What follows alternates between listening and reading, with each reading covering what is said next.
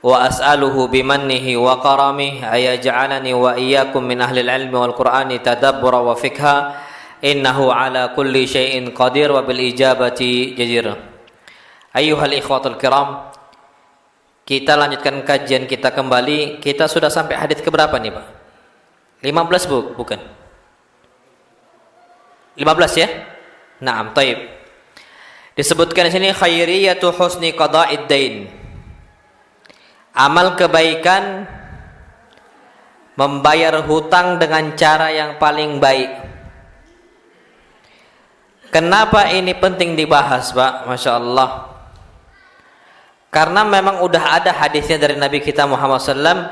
Beliau mengatakan inna khiyarakum ahsanukum qada'a. Orang yang paling baik dari kalian adalah orang yang ketika bayar hutang dengan cara yang paling bagus, dengan cara yang paling baik. Kenapa zaman kita sekarang, Masya Allah, yang berhutang lebih ganas dibandingkan yang ngasih hutang? Banyak, Masya Allah. Dengan ucapan, kamu nih tidak tahu kondisi saya gini. Dengan ucapan yang banyak sekali, dengan alasan yang beribu-ribu alasan dikasih, anggaplah sahih. Tapi tunjukkan adab kita, tunjukkan gimana kondisinya harusnya kita tuh berbuat. Sampai Nabi kita Muhammad SAW dalam hadis yang sahih dari Abu Hurairah radhiyallahu taala anhu disebutkan, kana li rajulin 'ala an-nabi sallallahu alaihi wasallam sinna minal ibil. Rasul sallallahu alaihi wasallam memiliki hutang yang harus dibayar untuk sahabatnya. Ketika itu Nabi berhutang dalam bentuk onta. Dalam bentuk apa? Onta. Jadi umur onta yang masih kecil Nabi pinjam, Nabi berhutang. Onta masih kecil. Faja'ahu yataqadha. Ketika Nabi SAW berhutang dengan hutang onta kecil yang masih umurnya masih kecil, nah, Nabi SAW menentukan waktu dan tanggal pembayaran. Ketika sudah datang waktunya, yataqadha, sahib Jamal, orang yang punya onta ini datang nagih hutang dari Nabi kita Muhammad SAW. Sahabat nagih apa? Hutang. Jadi kapan seorang ustadz semisal ada hutangnya ditagih sama ikhwan, jangan sakit hati. Jangan pula ini tidak beradab. Beradab nama itu. Toh juga diminta dengan cara yang paling bagus. Kecuali dengan cara yang jelek, enggak. Bagus, ya enggak ada masalah lah. Siapapun dia, mau ustadz, mau ulama, kapan hutangnya wajib bayar. Enggak bisa enggak. Jangan alasan ini ustadz kasihan dan saya, enggak boleh. Tetap hutangnya hutang. Sampai Nabi kita Muhammad SAW pun ditagih oleh sahabat Nabi kita Muhammad SAW. Apa kata Nabi? A'tuhu, cari onta saya, kasih, bayar hutangnya. Jadi ada petugas yang ditugaskan oleh Nabi untuk mengembala apa? Onta. Nabi mengatakan utlubu, cari ontanya, kemudian apa? Bayar. Jadi onta yang dengan ukuran sama yang dulu dipinjam oleh Nabi kita Muhammad sallallahu alaihi wasallam.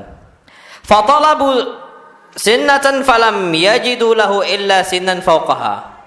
Ternyata dia cari onta anak kecil yang masih kecil, ternyata enggak jumpa dengan umur yang dulu Nabi pinjam onta tadi. Semisal umurnya 2 tahun contoh, harusnya bayar dengan cara onta yang umurnya berapa tahun? 2 tahun, setara. Ternyata enggak, fauqaha, lebih tua onta yang ada sekarang saat ini. Maka petugas Nabi tidak mau bayar. Apa kata Nabi kita Muhammad SAW? A'tuhu, tetap bayarlah. Ketika itu Masya Allah, ketika dikasih onta yang lebih tua dari onta yang dulu yang sebelumnya dipinjam oleh Nabi kita SAW, apa kata sahabat tadi? Aufaitani aufallahu bika ya Rasulullah. Wahai Rasul, engkau telah menepati janji engkau, semoga Allah juga menepati janjinya untuk engkau. Maksudnya ketika engkau telah menepati janji bayar hutang kepada saya di waktu yang sama dan bahkan dilebihkan, semoga Allah memberikan ganjaran yang lebih besar. Maka apa kata Nabi kita sallallahu alaihi wasallam? Beliau langsung mengatakan, inna khiyarakum, sesungguhnya orang yang paling baik dari kalian adalah ahsanukum qada'a, yang paling bagus ketika bayar apa? Hutangnya. Jadi Pak, bukan masalah ketika kita ini mau bayar hutang dengan cara yang paling bagus. Itu yang perlu kita perhatikan. Jadi Pak, jangan sampai kita ini untuk enggan membayar apa? Hutang. Afwan Pak, sebentar ya.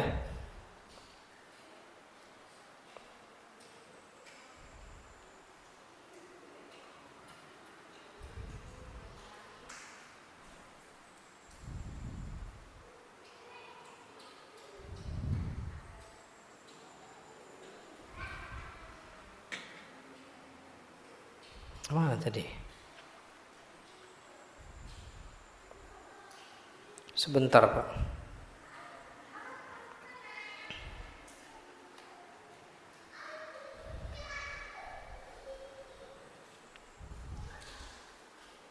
Baik.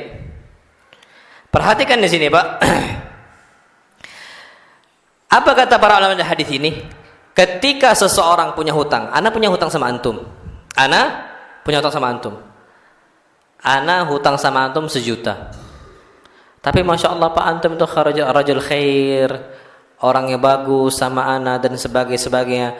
Ketika ana susah untuk bayar hutangnya, antum kasih waktu, tenggang lagi. Ya udah, nggak apa-apa Sat, nanti aja kalau kapan mudah. Ana lihat kondisi antum tuh baik sama ana, dan ana tambahin, aslinya hutang ana 1 juta, ana tambahkan 1.500.000. Boleh nggak?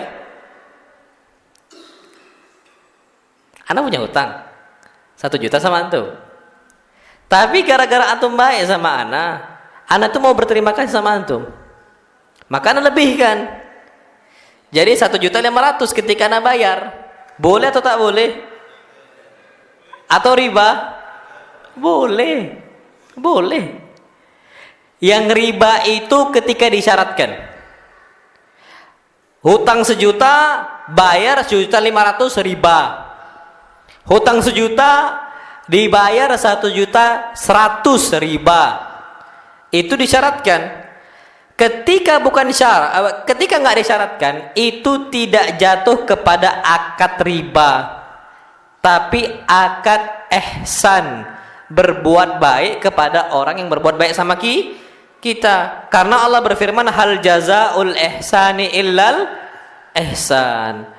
Balasan kebaikan tentu kebaikan pula. Apalagi Pak, Masya Allah, kita nggak mungkin ragu yang namanya mata uang kita itu terjadi inflasi. Nilainya Pak jatuh. 1.000 zaman dulu sama 1.000 zaman sekarang beda nggak? Nominalnya sama, nilainya beda nggak? Beda tuh sama Pak? 1.000 zaman sama zaman kita sekarang? Beda, inflasi. 1.000 zaman dulu kita bisa beli, nggak tahu zaman antum lah. Kalau zaman anak-anak nggak tahu, kalau tahu ya zaman anak sekarang ya 1.000 cuma bisa beli apa? Mungkin zaman dulu Pak 25 rupiah, mungkin 100 rupiah. 100 rupiah zaman kita sekarang cuma untuk kembalian. Zaman dulu bisa beli suatu hal yang membahagiakan kita. Sekarang 100 rupiah nggak ada kembalian, dikasih permen. Saking tak berharga 100 rupiah. Tapi zaman dulu bernilai sekali Pak. Dengan ada tenggang waktu yang dikasih, itu ada harga yang dikasih juga sama dia. Makanya wajar ketika orang Pak, Masya Allah, ada satu barang, ya kan, semisal nih barang ini dalam bentuk mobil, harga aslinya kalau ditunaikan 100 juta. Kemudian kita nggak mampu beli ini mobil 100 juta. Ada ikhwan yang bantu. Ya udah, nggak apa-apa. Ana beli barangnya 100 juta. Nanti ana jual ke antum 150 juta. Riba atau nggak riba? Bukan riba. Jual beli. Ketika jual beli seperti itu nggak ada masalah sama sekali. Kenapa? Karena kita ini nggak bisa bayar langsung tunai. Kita bayar dengan cara apa? nyicil, apalagi sampai 3 tahun. Inflasi itu semakin bertambah, semakin bertambah. Dulu Pak, $1 cuma berapa ribu, nggak sampai puluhan ribu. Zaman kita sekarang udah berapa? 14.000 ya.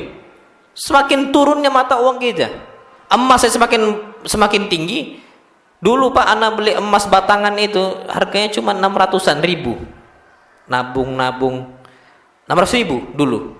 Habis anak pindah, anak jual semua. Sekarang 1 juta. Itu kan Pak, kalau apalagi kasih hutang dalam bentuk 3 tahun dan sebagainya, itu berarti orang udah berbuat baik sama kita.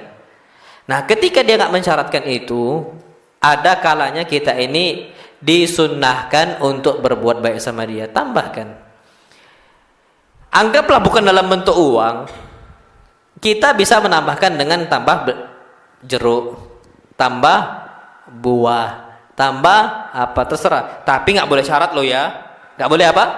Syarat. Kalau disyaratkan, hitungannya jatuh apa? Riba. Nah, jadi Pak, kata para ulama dan hatta kata Syekh Saleh Al-Fauzan, Syekh bin Baz, Syekh Ibn Utsaimin, dan semua para ulama lainnya, ketika ada tambahan ketika kita pembayaran hutang dan tanpa disyaratkan, maka itu bukan riba tapi hadiah.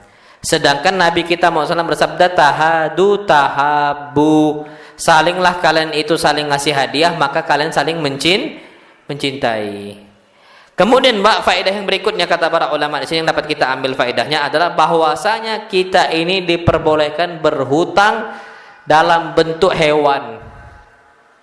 Jadi hutang itu bukan cuma dalam bentuk apa? Uang. Boleh hutang dalam bentuk apa? Hewan. Jadi seperti itu. Ini kata para ulama. Na'am wallahu alam bissawab. Jadi Pak, itu diperbolehkan dalam agama Islam dan bukan satu hal yang asing. Karena zaman dulu Pak, belum ada juga yang namanya uang.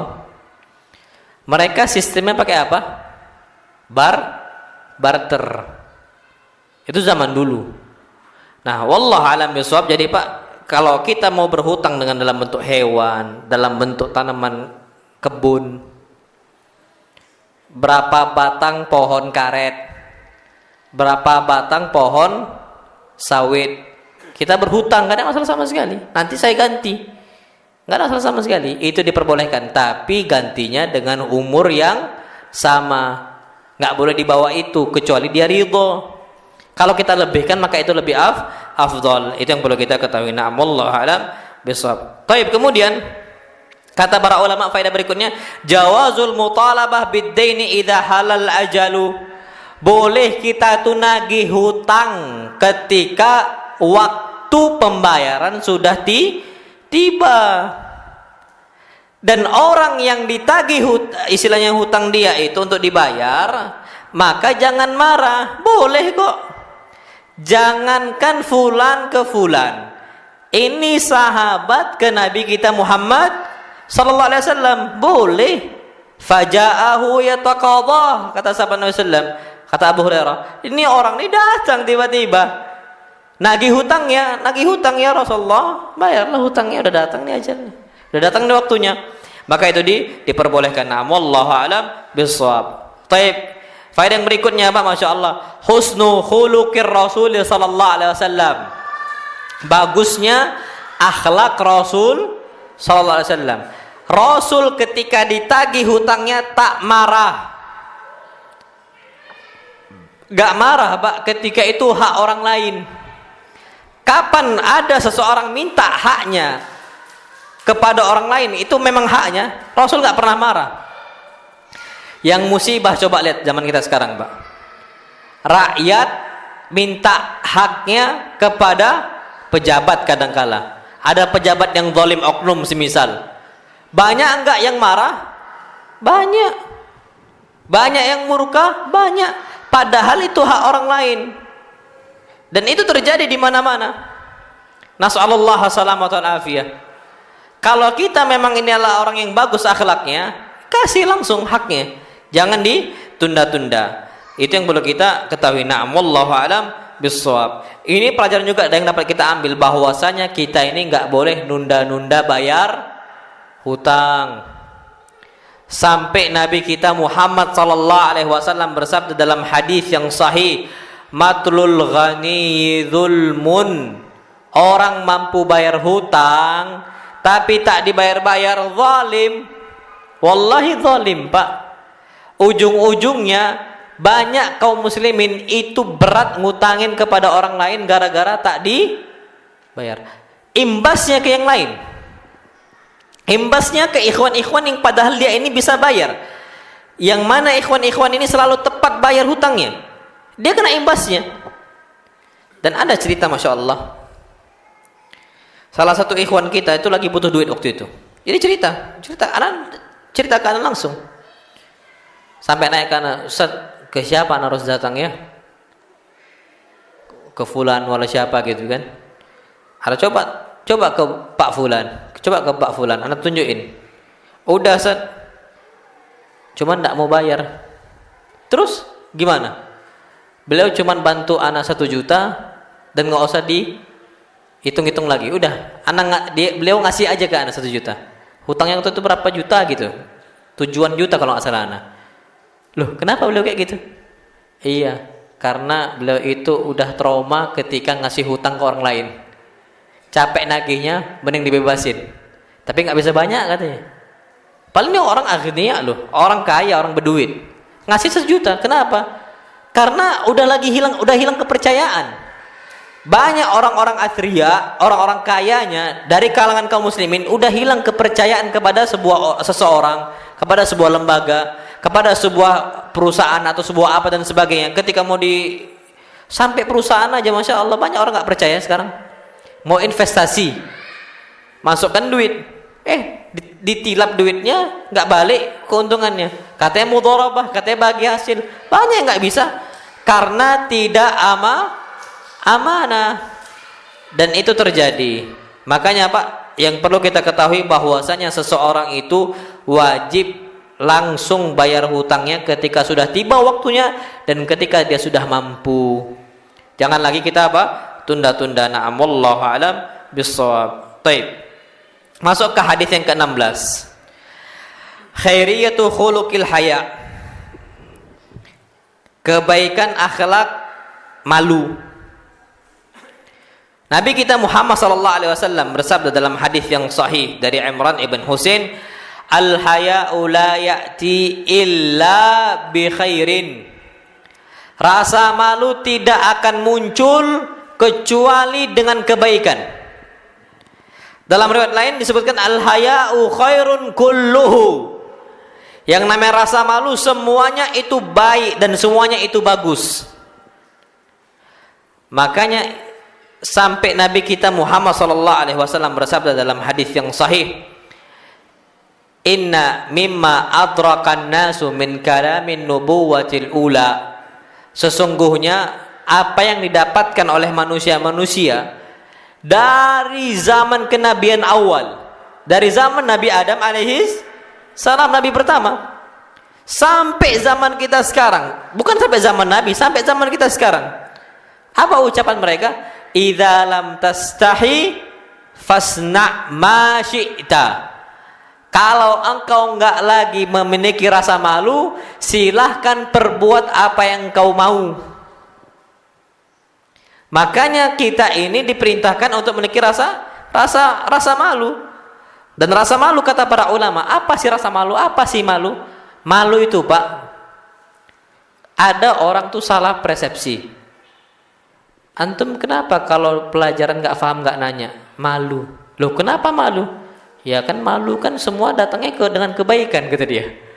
Ini salah faham. Itu bukan malu kata para ulama, itu khojal, pengecut. Ini kan orang khojal tuh Pak, sikap kepengecutan. Kalau haya itu nggak gitu. Makanya salah persepsi orang. Nah, justru orang yang dia itu malu ketika bertanya, maka dia ini adalah orang-orang yang dia nggak bagus dan bahkan nggak dapat ilmunya. Bukan malu, tapi apa? Pengecut. Khajal itu pengecut artinya, Pak. Bukan haya, tapi khajal. Ya, orang kita aja ngomong, Pak, Masya Allah, malu bertanya sesat di jalan. Bukan suatu kebaikan itu, tapi sebuah keburukan. Cuman istilah kita disebut dengan rasa malu. Nah, malu itu apa? Disebutkan Pak di sini oleh para ulama adalah khulukun ya ba'athu ala istinabil qabih, ala satu akhlak yang mengajak seseorang untuk menghindari perbuatan yang jelek di mata Allah Subhanahu wa taala. Apapun perbuatan ini buruk, maka dia akan malu. Itu adalah haya. Wa yamna' minat taksiri fi dzil haqq, dan dia itu enggan untuk tidak menunaikan hak orang lain. Itu malu. Contoh gini, kita mau minum berdiri, tapi jenggot udahlah tebal, celana ngatung, udah kenal sunnah, pakai peci pula, masih nggak kita mau minum berdiri? Mau nggak kita, Pak? Berat. Kenapa berat? Ada rasa malu. Malu dari Allah, pertama udah tahu ilmunya, malu dari mata manusia. Nah, ini haya. Inilah malu yang menghalangi seseorang dari perbuatan keharaman, dari perbuatan dosa. Itu yang perlu kita ketahui. Jadi Pak, yang namanya perbuatan malu itu ada banyak kebaikan, sampai disebutkan dalam hadis yang sahih. Nabi kita Muhammad SAW mengatakan al-imanu bid'un wa sab'una au bid'un wa sittuna.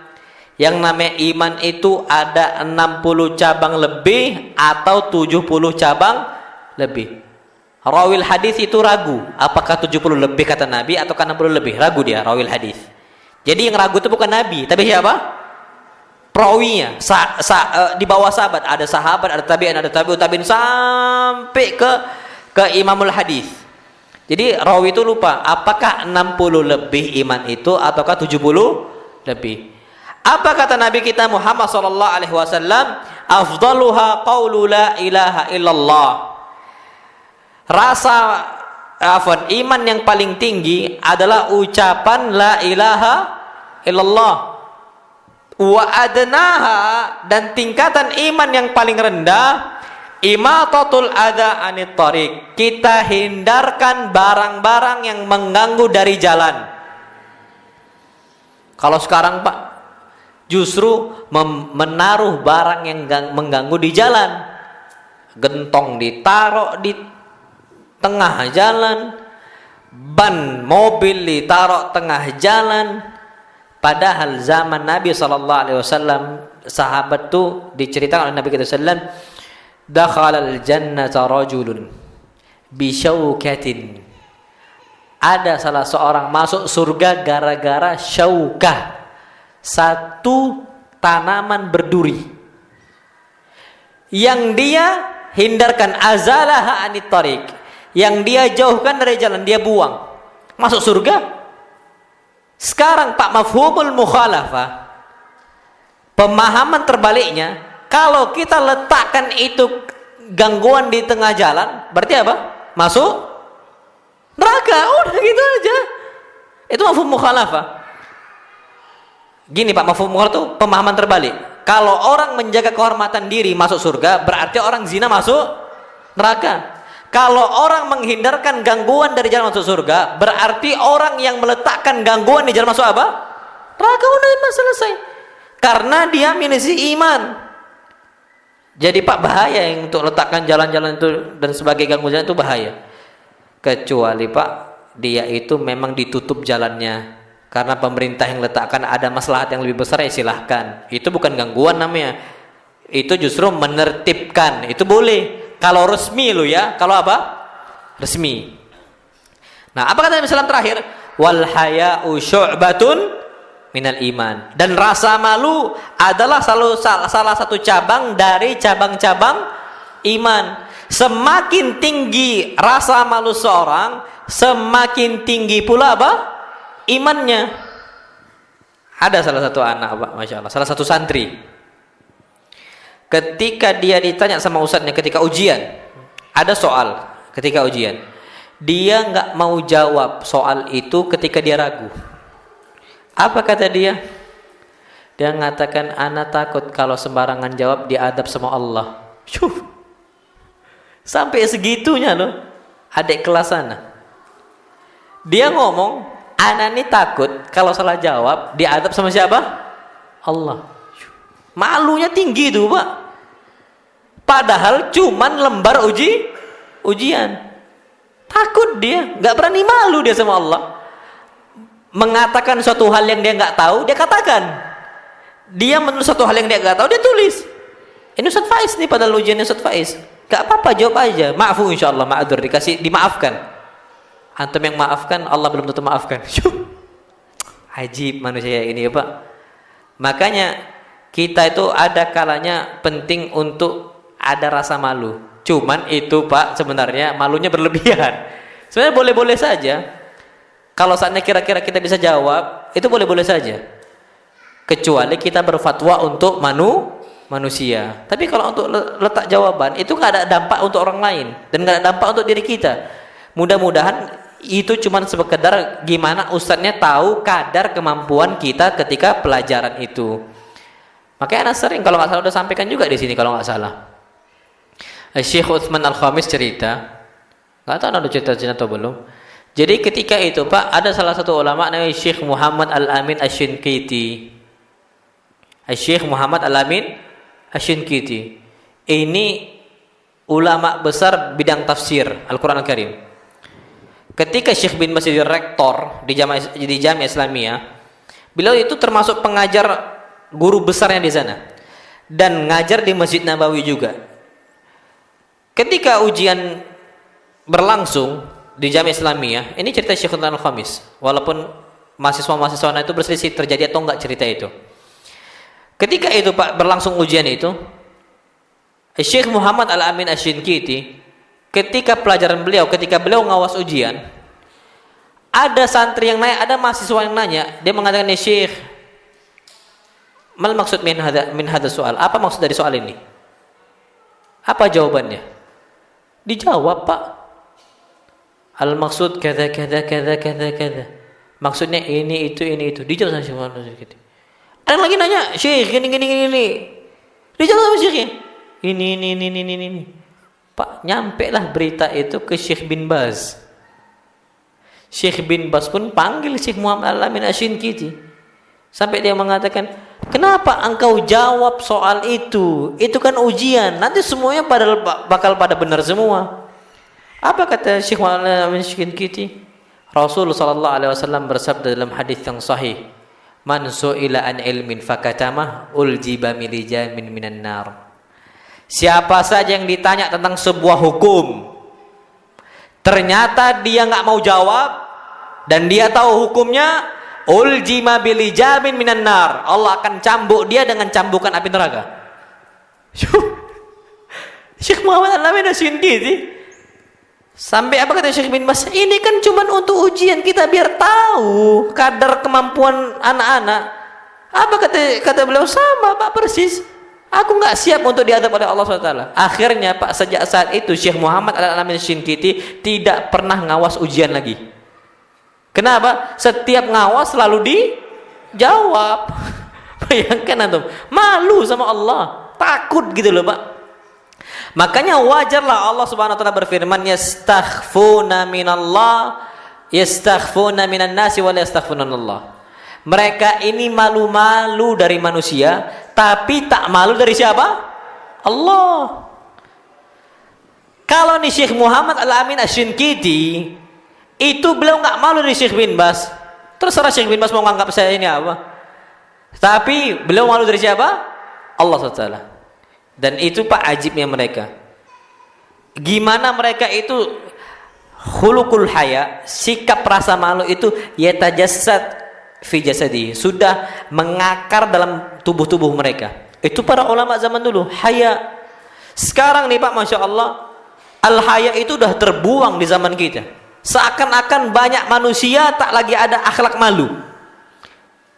Banyak udah, ikhwan ataupun akhwat. Yang laki-lakinya Masya Allah, coba Pak antum ke mall, ke tempat umum, terminal, stasiun, terserah antum lah. Masuklah toilet umumnya. Ada toilet yang berdiri kan? Yang iya enggak?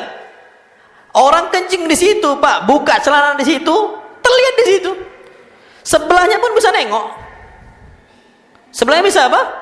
Nengok. Hampir hilang rasa malu.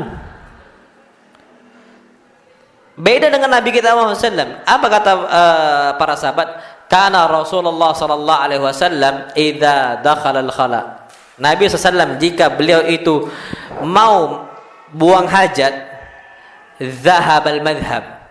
Beliau itu jauh ke tempat yang jauh hatta la yarahun nas. Sampai orang tuh tidak lihat lagi Nabi kita Muhammad sallallahu alaihi wasallam. Malu, kucing aja malu. Kita ini tak ada rasa malu. Anak itu nggak tahu ya, sering aja lihat supir truk kencing di samping ban. Masih mending ban yang sebelah kiri. Ban di mana? Sebelah kanan. Tinggal buka celananya, kencing di situ. Ainal haya, mana rasa malu? Dan ini hampir terjadi di seluruh manusia. Ketika buang hajat itu tak lagi rasa malu. Dan nganggap biasa aja gitu loh. Ana pernah kejadian, akhwat juga sama. Toilet pom bensin. Ana nunggu ngantri. Yang keluar Pak, 2 perempuan. Loh. Satu kamar mandi. Anda nggak tahu apa mungkin mereka nganggap biasa atau gimana, Anda nggak ngerti. Di kita biasa nggak itu? Enggak kan? Itu dulu Pak, sebelum ada waktu tanah mau ke Medan, perjalanan ke Medan, ada salah satu toilet pom bensin yang nggak ada laki-laki, perempuan tuh nggak ada gitu loh Pak. Jadi anak nunggu, keluar langsung 2 apa? Perempuan. La ilaha illallah. Secara agama terlarang, secara adat kita pun juga apa? Aneh gitu loh. Nggak bisa. Kan Nabi udah jelaskan, la yanzurur rajul ila auratir rajul walal mar'a ila auratil mar'ah. Seorang laki-laki nggak boleh lihat aurat apa laki. Seorang perempuan nggak boleh lihat apa aurat perempuan. Bahaya. Kalau dia mengatakan, oh enggak kok aman dari fitnah. Siapa bilang? Kalau antum nggak percaya, berangkatlah ke tempat gym sana. Fitness. Itu lekong banyak. Laki-laki semua suka sama apa? Laki-laki. Kenapa? Awalnya tak ada rasa suka. Kenapa kok bisa banyak? Gara-gara tiap hari nengok. Padahal aurat bukan itu, badan. Aurat enggak? Bukan. Aurat itu Pak laki-laki ma baina surra war rukbah. Tapi ketika orang nggak ada rasa malu, dibukakan bajunya dan sebagainya, terus ya gitu terlihat dan sebagainya, ya mungkin ada fitnah di sana. Syaitan bermain di sana. Akhirnya apa? Banyak kejadian kondisinya orang gay itu dari sana, gitu loh. Produk-produk sana, gitu loh. Itu banyak. Nasallallahu salamata walafiat, itu nggak kita pungkiri. Makanya Pak, walaupun kita nganggap itu biasa, ketika itu syariat Allah SWT harusnya malu. Wanita bisa-bisanya loh Pak ya, terbuka, terbebas, terbuka kayak gitu tanpa ada rasa malu. Anda ambil contoh, Anda sering sampaikan ini, Adam sama Hawa ketika tertanggal pakaiannya, gimana mereka? Nutup auratnya walaupun pakai apa? Daun dari surga. Pakai daun loh Pak, yang penting nutup gitu loh. Sekarang terbuka lebar-lebar selebar-lebarnya. Orang keluar, kepala nampak, paha nampak, betis nampak, semua nampak gitu loh. Dan itu na'udzubillahi min dzalik, dan itu sudah kondisinya udah akhir zaman. Dan kalau mau dilihat, oh itu kan masih di adat luar yang terbuka. Siapa bilang? Kebiasaan sana masuk ke dalam apa negara? Kita pulau apa coba? Antum dah tahu lah. Hatta bukan orang luarnya, orang dalamnya itu pun nggak boleh. Ana masih ingat sampai waktu mau muqabalah dulu dari Jember, ana mau muqabalah Madinah waktu itu, kan ke Lombok. Ana itu pengennya naik bus biar melewati apa pulau Bali. Ana nggak bolehin. Ana tuh penasaran gitu loh, yang paling nggak pernah memijakkan kaki di pulau apa? Nggak boleh sama Ana. Takut Ana. Nak, nggak usah beli pesawat tiket. Kenapa Pak? Motornya besar. Karena tak ada lagi rasa malu. Kalau sudah terbentuk Pak, kita nggak lagi rasa malu, itu akan menjadi pola hidup kita. Maka itu bahaya. Nah, wallahu alam bissawab. Tapi Pak, perhatikan. Apa hakikat malu? Hakikat malu sebagaimana yang Nabi SAW sabdakan, istahyu minallah haqqal haya. Malulah kalian kepada Allah dengan malu yang hakiki. Apa kata para sahabat? Ya Rasulullah, istahyaina, kami udah malu dari Allah. Belum, kata Nabi kita SAW. Apa kata beliau? Laisa dzalikum, belum, bukan itu yang betul-betul hakikat malu, bukan. Apa kata Nabi? Walakin man istahya minallah haqqal haya. Orang yang malu kepada Allah dengan hak malu yang hakiki, falyahfadir ra'sa wa ma wa'a. Harus dia jaga kepalanya dan jaga isinya. Ada istilah kita tuh Victor. Apa Victor? Pikiran kotor. Itu ada. Kalau bahasa orang sini apa? Kanji ya? Kanji. Orang sini, orang dusun. Nah, saya dulu di SD kayak gitu. Jadi ada orang Pak, pikirannya tuh bawaannya kotor aja. Itu ada. Maka apa? Orang yang malu, falyahfadir ra's wa ma wa'a. Dia jaga kepala dan apa isinya. Suudzon, jangan suudzon. Pikiran kotor juga jangan. Itu Pak, kepala harus dijaga. Itu kalau betul-betul rasa malu. Syuf, sampai kata para ulama, menjaga kepala itu dengan cara apa? Jaga lisan. Karena lisan di mana? Kepala. Jaga telinga. Karena telinga di mana? Kepala. Jaga apa? Mata. Karena mata di mana? Kepala. Orang yang malu, kata Nabi SAW, falyahfadir ra'sa wa ma wa'a.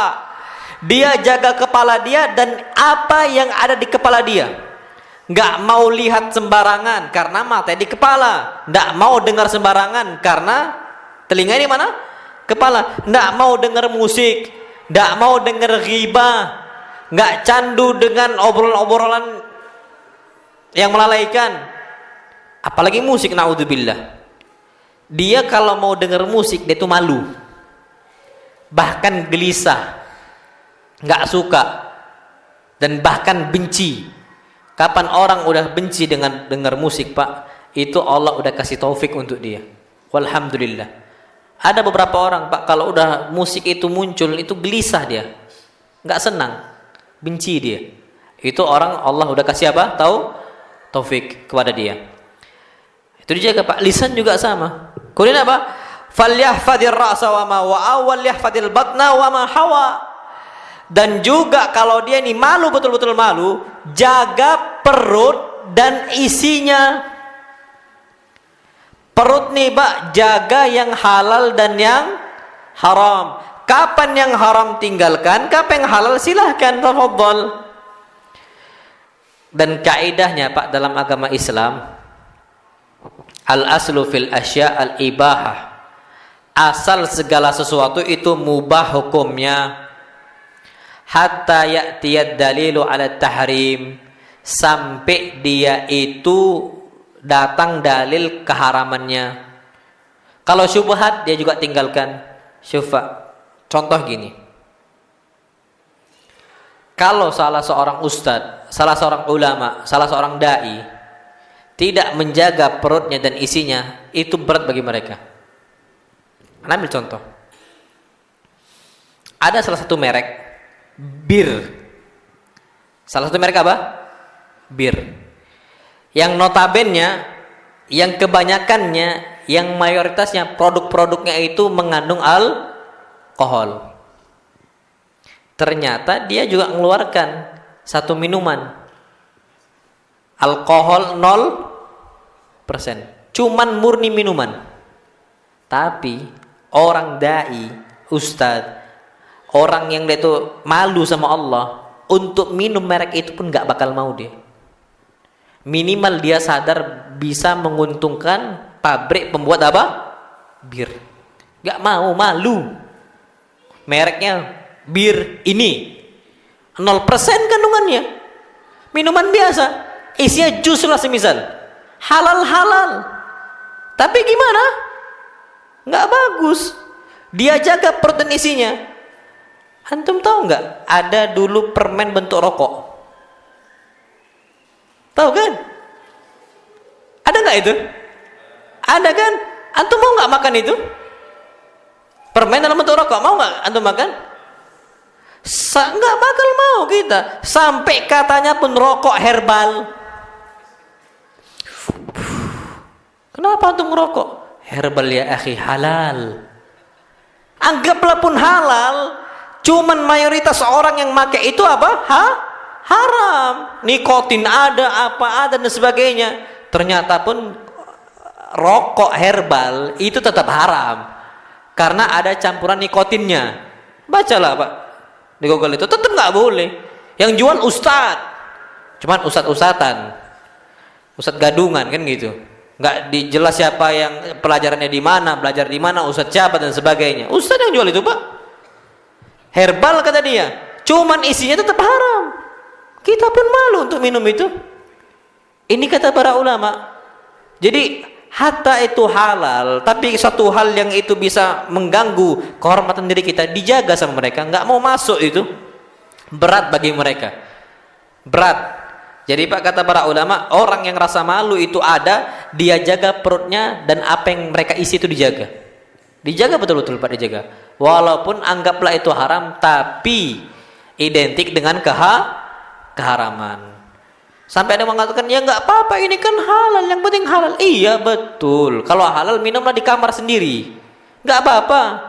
Jangan di halayak ramai. Kalau mau minumlah malu. Cuman pun ketika sendirian, apa nggak malu sama Allah? Walaupun sendirian loh ini. Ada nggak Allah? Ada. Allah ada ketika ramai, Allah juga ada ketika apa? Sepi. Minimal malu lah sama Allah Subhanahu wa ta'ala. Wallahu a'lam bishawab. Apa kata beliau? Wal yadhkuril maut. Orang yang punya rasa malu harusnya dia terus ingat kematian. Pak, kita perlu tahu ya, Masya Allah, udah banyak kawan-kawan kita, kerabat-kerabat kita meninggal tiba-tiba. Itu wallahi banyak. Makanya Nabi katakan wal yadhkuril maut. Orang yang malu hendaknya mengingat mati terus menerus. Minimal 5 waktu mengingat mati. Sampai Nabi mengatakan sholli ka'annaha sholatu muwaddi'in. Salatlah engkau seakan-akan engkau enggak lagi salat setelah ini. Maksudnya mati setelah ini. Maksudnya Pak, tetap mengingat mati ketika kita salat. Seakan-akan inilah sholat kita terakhir dari Allah SWT yang Allah kasih kesempatan untuk kita. Banyak apa yang mati tiba-tiba? Wallahi banyak. Ada kerabat kita nggak ada sakit, nggak ada apa mati. Makanya Nabi kita SAW mengatakan min asyratis saati mautul faja'ah. Termasuk tanda hari kiamat mati secara apa? Tiba-tiba. Tiba-tiba aja Pak mati. Nggak ada riwayat penyakit apa, penyakit itu dan sebagainya, tiba-tiba mati. Dan bahkan belum nyampe umur 60 tahun. Kawan-kawan saya tiba-tiba kecelakaan meninggal. Udah berapa kali Pak kalau udah dengar meninggal itu udah terlalu banyak gitu loh. Makanya apa? Wal yadhkuril maut. Apalagi kita yang sudah tua. Bisa aja Pak, ini sampai disebutkan malaikat maut itu terus rakib gitu loh Pak, terus ngawasin. Kapan turun ketetapannya dari Allah? Malaikat maut itu nggak tahu Pak kapan kita diambil. Kapan malaikat maut ini nggak tahu kapan diperintahkan Allah untuk ngambil nyawa kita, nggak tahu mereka. Sampai malaikat peniup apa? Sangka kala. Nafikhus sur. Mereka tuh nggak tahu, dia tuh nggak tahu kapan diperintahkan oleh Allah untuk niup itu, nggak tahu. Yang tahu cuma siapa? Allah. Diintai terus gitu tuh Pak. Kapan datang ajalnya? Sudah datang ajalnya. Makanya orang yang malu sama Allah, dia itu terus ingat Allah dengan kematian. Ya mungkin ini kehidupan kita yang terakhir, mungkin ini kehidupan kita yang terakhir. Jadi betul apa? Betul malu di hadapan Allah Subhanahu wa taala. Taib. Apa kata beliau? Yang berikutnya, orang yang malu, wa man aradal akhirah taraka zinatad dunya. Orang yang malu pasti dia ingin akhirat. Dan dia tinggalkan perhiasan dunia. Beda loh Pak ya. Zinatad dunya, perhiasan dunia dengan kebutuhan dunia. Mobil zaman kita sekarang bukan perhiasan dunia kadang-kadang, tapi kebutuhan dunia, kebutuhan kita. Boleh pakai mobil boleh, tapi sesuai dengan kebutuhan. Kapan satu mobil cukup? Jangan pula beli 5 mobil, jangan pula beli 6 mobil. Ini bukan kebutuhan dunia, tapi apa? Perhiasan dunia. Orang yang malu, dia ingin akhirat, dan dia tinggalkan perhiasan dunia. Itu saja. Jadi ketika seseorang, Masya Allah,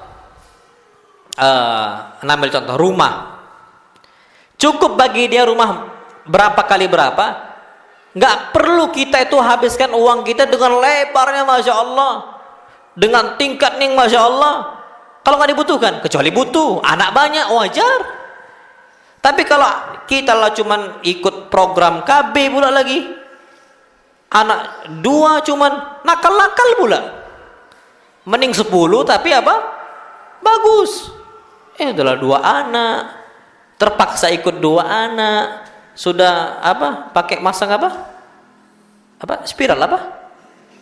Iya kan? Gak bisa lagi punya anak dan sebagainya. Dua-duanya nakalnya, Masya Allah. Na'udzubillah min dzalik. Ternyata rumahnya besar, Masya Allah. Itu zinatud dunya, perhiasan apa? Dunia. Jadi beda, Pak. Kebutuhan dunia boleh, motor kita boleh, Pak. Antum motor ke kebun boleh, motor untuk istri juga boleh. Kalau untuk kebutuhan nggak ada masalah sama sekali. Jadi kalau orang betul-betul dia itu malu, maka dia inginkan akhirat dan dia tinggalkan apa? Dunia. Cuman jangan salah faham. Datang ke istri kita, Dek, dengar nggak kata Ustadz tadi? Orang yang malu, dia ingin akhirat dan dia tinggalkan perhiasan. Cincinnya sini, gelangnya sini. Itu beda cerita, jangan pula dipaksa. Kenapa wanita diperbolehkan untuk berhias? Wanita, selama tak berlebihan, boleh. Kalau mereka mampu boleh. Kenapa? Karena Allah tetapkan wanita tumbuh besar dengan perhiasan. Awama yunasya fil hilyah, boleh untuk wanita. Jadi wanita itu diperbolehkan untuk berhias pada kondisi yang laki-laki nggak boleh. Contohnya cincin. Wanita boleh nggak pakai emas?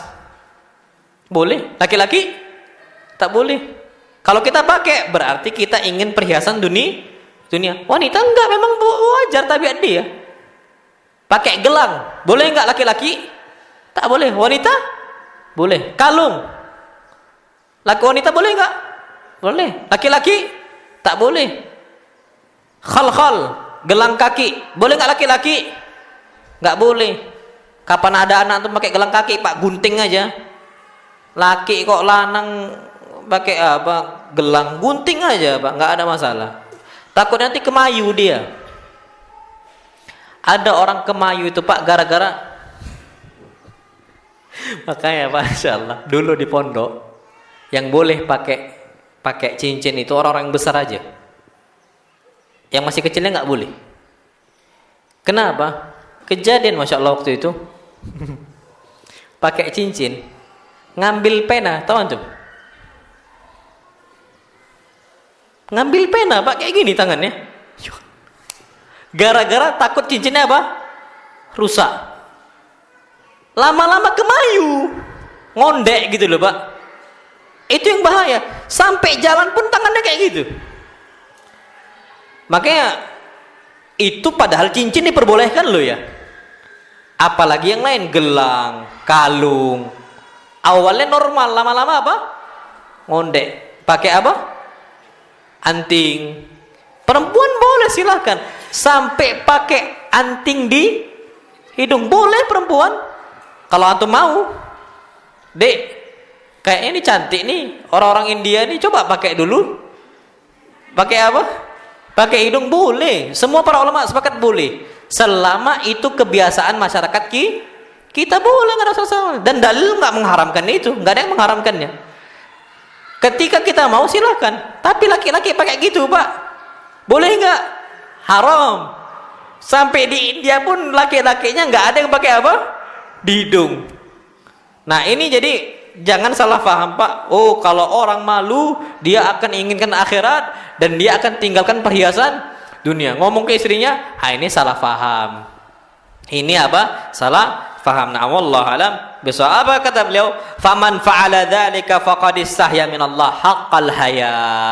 Orang seperti itu maka dia telah malu kepada Allah dengan malu yang hakiki, malu yang sempurna. Jadi dia jaga kepala dan isinya, dia jaga perut dan isinya, dan dia tinggalkan perhiasan apa? Dunia. Antum punya motor, kebutuhan antum pakai motor. Nggak perlu berlebihan dihias pakai apa, ini itu, masya Allah. Yang antum nggak butuh itu, mobil. Kapan punya mobil? Kebutuhan kita pakai apa? Mobil. Duduk di mobil, bawa sebagai alat apa? Kendaraan. Nggak perlu wah, masya Allah berlebihan, Pak. Jangan. Nggak usah. Kenapa? Karena itu termasuk perhiasan apa? Duniawi. Ya orang awam aja malu kok. Apalagi kalau kita itu apa? Orang yang sudah ngaji. Itu yang perlu kita ketahui. Wallahu alam bisawab. Taib. Ayyuhal ikhwatul kiram. Disebutkan di sini, maka seseorang ketika dia itu memiliki rasa malu, dia akan menjaga batasan-batasan itu. Sampai masya Allah, Abu Bakar mengatakan, inni ka'anni ara man la haya'a lahu wa la amana wasatal qaumi uryana.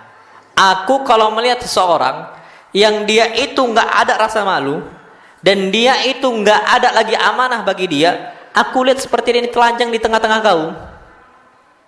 Nah, sahih. Orang, Pak, kalau nggak lagi aman dalam urusan harta, itu berat bagi kita untuk ngasih amanah berikutnya. Wallahi berat. Orang dikasih amanah nih, tolong simpan harta ini, kelola harta ini. Ternyata nggak dikelola. Maka apa kata para ulama? Itu seperti kami melihat uryana, orang-orang yang telanjang. Oh, enggak apa-apa, masya Allah. Taib. Jadi malu itu penting untuk kita bangun. Sampai masya Allah, Nabi kita Muhammad SAW bangun rasa malu itu hatta untuk anak kecil. Asma, kalau pakaian orang Arab itu, Pak, bukan pakaian tertutup. Makanya dusta orang ngomong jilbab pakaian adat Arab. Dusta. Orang liberal Indonesia ngomong jangan ke Arab-Arapan pakai jilbab. Orang Arab sana, Pak, ngomong apa? Tinggalkan jilbab, karena jilbab ini bukan adat Arab. Orang liberalnya Arab, Pak, ngomong apa? Tinggalkan jilbab, balik ke adat apa? Arab. Orang kita ngomong jangan ke Arab-Arapan, gak usah pakai jilbab. Ini kan bahlul orang Indonesia nih. Orang kita liberalnya itu bahlul, Pak, udah. Jahlun murakkab, bodoh kuadrat, nggak paham tentang adat orang Arab. Sampai ada, Pak, masya Allah, macam kayak pentas pakaian yang diperankan oleh anak-anak kecil perempuan di Arab sana. Ada dari Najran, ada dari kota apa, kota Jeddah, ada dari kota semisal Riyadh dan sebagainya. Zaman dulunya satu pun tak ada yang pakai jilbab. Ada pakai jilbab cuman di atasnya aja, rambutnya nampak. Semua pakaian adat mereka tak ada yang nutup apa? Aurat, terbuka mereka semua. Wajarlah di zaman Nabi ketika ada Asma, ketika udah mulai besar Asma ini, kan udah haid. Nabi tumbuhkan rasa malu di hati siapa? Asma. Apa kata Nabi? Ya Asma, wahai Asma, innal mar'ah, sesungguhnya wanita, idza balagatil mahid, kalau sudah haid, maka nggak boleh nampak dari dia kecuali hadza wajah wa hadza telapak tangan. Numbuhkan rasa malu gitu loh. Berarti, Pak, adat Arab bukan yang pakai jilbab. Sampai masya Allah, Pak, pakaian mereka itu disebutkan pun kalau ada tudung kepalanya, dadanya itu dibuka sama mereka. Bukan dikedepankan tapi dikebelakangkan. Itu antum bacalah kitab-kitab tafsir. Dari zaman dulu yang ngomong langsung orang Arab. Mereka memang seperti itu, dibuka. Makanya turunlah firman Allah SWT, yudnina alaihinna min jalabibihinna. Turunkan pakaiannya itu sampai nutupin dada-dada mereka. Karena zaman dulu nggak ditutupin, justru malah dia apa? Dibuka ke belakang. Itu adat Arab aslinya. Turun Islam ternyata melarang kita itu terbuka dan harus kita memiliki rasa malu. Itu yang perlu kita ketahui. Na'am wallahu alam bissawab. Jadi Pak, itu yang perlu kita ketahui. Nah, tapi kalau seandainya itu halal, kalau itu boleh, ya sudah, nggak perlu malu-malu. Kalau halal loh ya. Karena yang namanya malu itu kita menghindarkan kita dari sikap yang haram. Tapi kalau halal nggak usah malu. Contohnya Pak, Imam Syafi'i rahimahullah. Imam Syafi'i diundang muridnya untuk makan. Siapa yang ngundang Imam? Ahmad ibn Hanbal. Nah, Imam Ahmad ibn Hanbal datang apa? Ngundang Nabi Imam Syafi'i. Imam Syafi'i datang. Pas dihidangkan Pak, Masya Allah, makanan tuh banyak untuk gurunya. Ini Imam Syafi'i. Habis lahap dimakan oleh siapa? Imam Syafi'i. Habis semuanya. Habis makan ternyata bermalam lah. Ketika bermalam, Imam Ahmad ibn Hanbal nyuruh putranya untuk meletakkan air wudu di samping Imam Syafi'i untuk wudu, diletakkan karena untuk sholat malam dan sebagainya. Ternyata Pak, ketika subuh datang, air wudunya nggak berkurang sama sekali. Habis itu, ketika datang anak-anak Imam Ahmad ibn Hanbal, dia mengatakan, ya abata, wahai bapak kami, engkau mengatakan kepada kami akan kedatangan guru besar yang harus kami contoh. Masa kami mencontoh seseorang yang rakus makannya? Banyak makan dihidangkan langsung apa? Habis sendirian. Gimana kami mau contoh orang yang rakus? Dan nggak sholat malam. Kenapa nggak sholat malam? Karena airnya tak berkurang. Ketika ke masjid, sholat subuh tak wudu. Gimana kami mau mencontoh orang yang malas wudu? Sholat tanpa wudu sah nggak? Nggak sah, bermasalah itu. Ini murid anaknya polos juga kan gitu. Apa kata Imam Syafi'i? Dipanggil, nggak tahu lah Imam Ahmad mau jawab apa. Dipanggil Imam Syafi'i. Tanya, wahai guruku, anakku bertanya, gimana kami akan mencontoh engkau sedangkan engkau ini makannya rakus? Apa kata Imam Syafi'i rahimahullah? Karena aku diperintahkan oleh Allah Subhanahu wa taala, kulu min thayyibati ma razaqnakum. Makanlah dari yang terbaik dari apa yang Allah kasih rezeki untuk kalian. Sedangkan yang paling aku tahu, makanan yang paling halal adalah makanan engkau, wahai Ahmad ibn Hanbal. Syuh. Perintah siapa? Allah. Karena Pak, di zaman Imam Syafi'i udah ada yang haram, udah ada yang syubhat, udah ada. Tapi yang paling jaga untuk rumahnya nggak masuk yang haram cuman siapa? Imam Ahmad yang paling jaga sekali Pak. Imam Ahmad tuh yataharral halal. Cuman betul-betul mencari yang halal saja, nggak mau mencari yang lain. Apa kata Imam Syafi'i? Wajar aku habis. Pertama, gara-gara ini yang paling aku tahu bahwa satu hal makanan yang paling halal. Kemudian yang kedua, adapun aku nggak sholat malam karena thalabul ilmi afdal min qiyamil lail. Menuntut ilmu lebih afdal, lebih utama dibandingkan sholat malam. Kenapa? Aku memang berbaring, tapi aku belajar. Aku mengambil istinbatul ahkam, kesimpulan hukum dari hadis ya Aba Umair madza fa'alan nughir. Wahai Abu Umair, apa yang terjadi dengan hewan peliharaan engkau, burung waktu itu mati? Apa yang terjadi? Aku ngambil faidah itu alafal ahkam, seribuan hukum. Antum bisa nggak Pak? Abu Umair punya hewan peliharaan, burung mati. Nabi SAW lewat. Nabi mengatakan, ya Aba Umair madza fa'ala Nughir, wa ya Abu Umair, apa yang terjadi sama Nughir? Imam Syafi'i 1000. Antum berapa? Coba simpulkan satu. Bareng-bareng kita. Ada nggak faedah hadis di sini? Bingung kita kan? Imam Syafi'i dari ba'dal isya sampai subuh nggak tidur. Banyak Pak sebenarnya, cuman tetap nggak banyak juga. Pertama, bolehnya kita pakai kunyah, walaupun anak kecil. Abu Umar itu masih kecil Pak, makanya nangis kapan hewan peliharaannya mati. Makanya Aisyah pun namanya Ummu Abdillah kunyahnya. Boleh Pak, ada anak kecil, kita punya anak kecil, panggil kunyah nggak ada masalah sama sekali, boleh. Yang kedua, Nabi SAW itu bersikap lembut dengan siapa? Dengan anak kecil. Nabi itu paling suka sama anak kecil. Nabi hibur anak kecil dan sebagainya. Yang ketiga, menghibur orang kena musibah. Itu menenangkan hati dia. Orang Pak, cukup curhat aja udah seneng. Makanya Nabi buka omongan, ya Aba Umar, ya Aba Umar, apa yang terjadi sama Nugair? Biar Nugair itu cerita lepas senangis-nangisnya, habis itu nggak sedih lagi. Makanya kapan istri ngajak ngobrol, curhat, jangan nggak pasang telinga, iyain aja.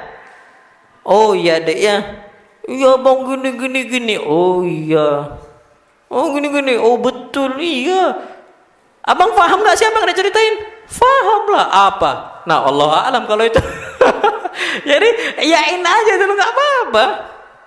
Apalagi sebelum tidur, wajar Nabi kita SAW itu setiap sebelum tidur beliau ngobrol sama istrinya. Untuk lepas itu, sama Abu Umar, caranya untuk melepaskan kesedihan dengan cara curhat cerita. Nah, Abu Umar ini dikasih kesempatan oleh Nabi untuk cerita Abu Umar. Oh ini mati gini cerita, masih kecil lah anak-anak. Habis itu hilang kesedihannya. Itu faedah yang berikutnya. Yang lain, bolehnya melihara hewan, kucing, yang penting dikasih makan. Sama juga dikasih pasangan. Melihara burung satu sangkar cuma satu burung, zolim. Ya macam kita satu rumah tak ada pasangan. Anaknya tersiksa Pak sekarang. Anak ini istri anak di Medan. Karena waktu kena ada musibah kemarin anak lagi liburan ke Solo. Anak mau nggak mau harus berangkat karena mertua anak meninggal, berangkat ke Medan. Istri anak udah hamil 9 bulan. 8 mau ke 9 gitu loh. Sekarang udah 9 bulan. Aslinya di pesawat tuh nggak boleh. Cuma ditutup-tutupi. Yang penting bisa nyampe di Medan aja. Mau balik lagi nggak mau ngambil resiko. Nah, ya udah lahiran di sana sebagainya. Sekarang Pak nyuci sendiri, nyapu sendiri, makan tak jelas. Apa yang terjadi? Tersiksa. Burung juga sama.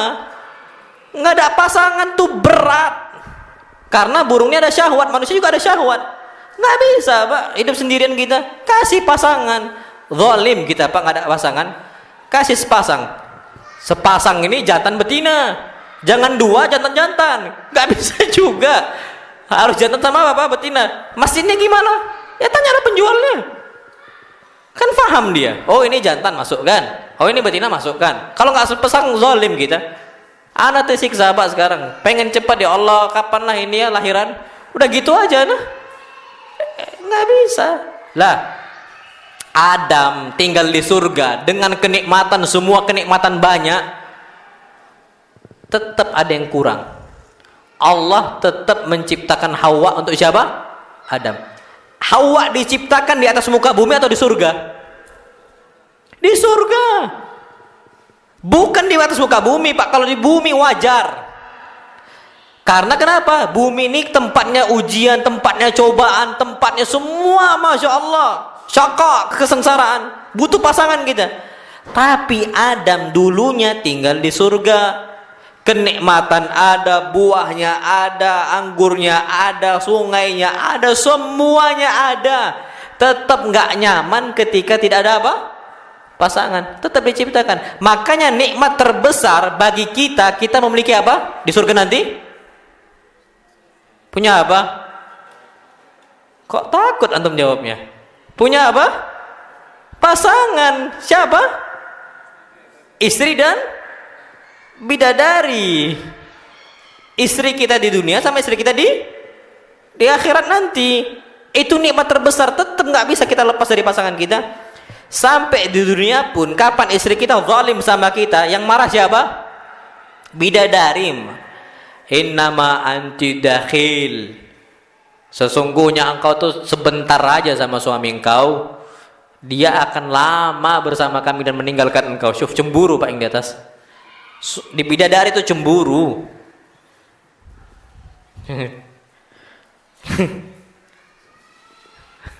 Dan itu yang ditakutkan istri-istri kita. Tapi kapan masuk surga, insya Allah nggak cemburu lagi istri kita. Kenapa? Wa naza'na ma fi qulubihim min ghil.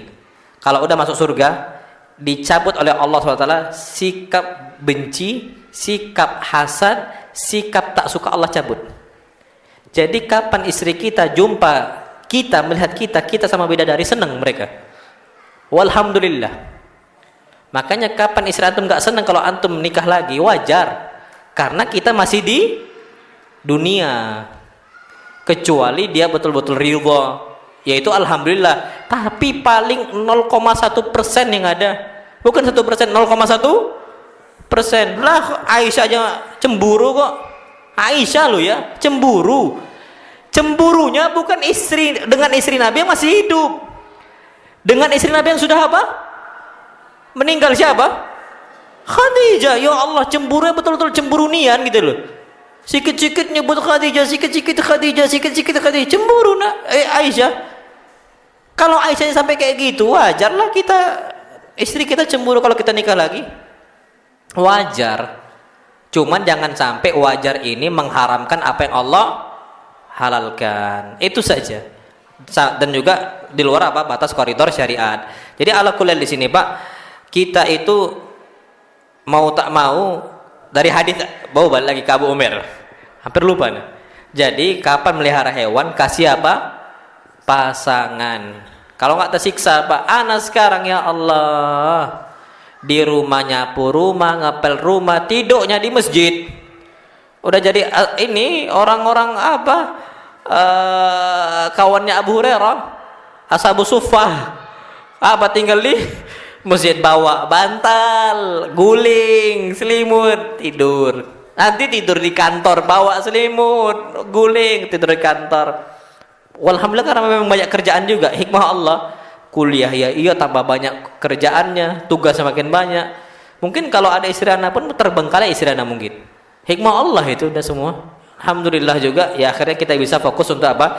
Dakwah. Na'am wallahu alam bissawab. Baik. Ini ada beberapa pertanyaan nih. Insya Allah kita akan besok masuk ke dalam khairiyatul kasbi wa amiliyat. Amal yang paling bagus termasuk adalah amal kita itu nyari ma'isyah dengan tangan sendiri.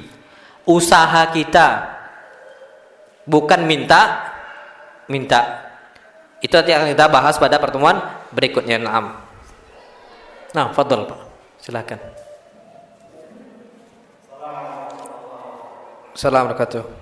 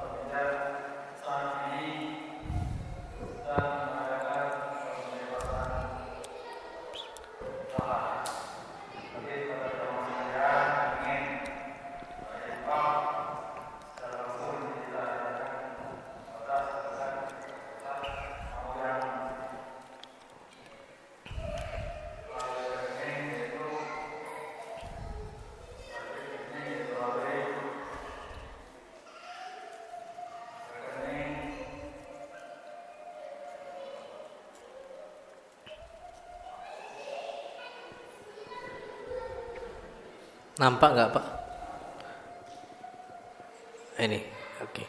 721 971 955 2 BSI.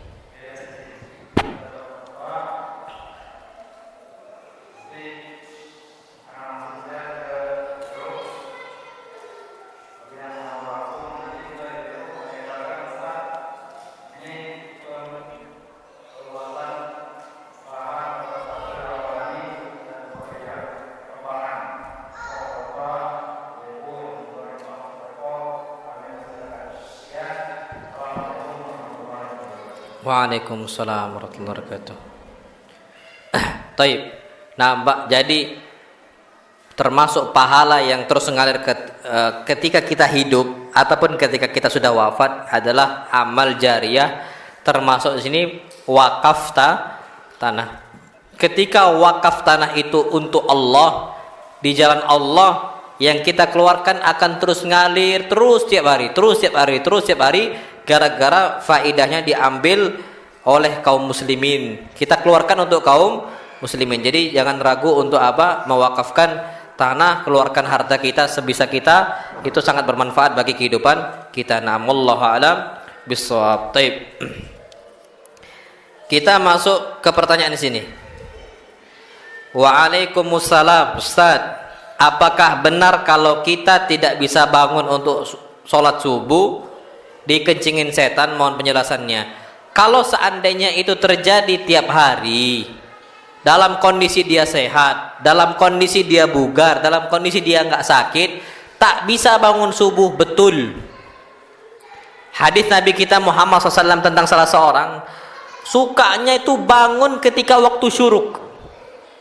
Ketika matahari sudah terbit, sudah terang, baru bangun. Jam 7 baru bangun, udah syuruk. Komentar Nabi kita Muhammad SAW cuma satu, dzakar rajulu bala fi uduni syaitan. Itu orang telinganya dikencingi oleh siapa? Syaitan. Jadi Pak, betul hadis itu. Jadi mereka ketika dengar azan nggak dengar, ketika dengar alarm tidak dengar, ditutup. Ada yang dengar, cuman berat buka matanya.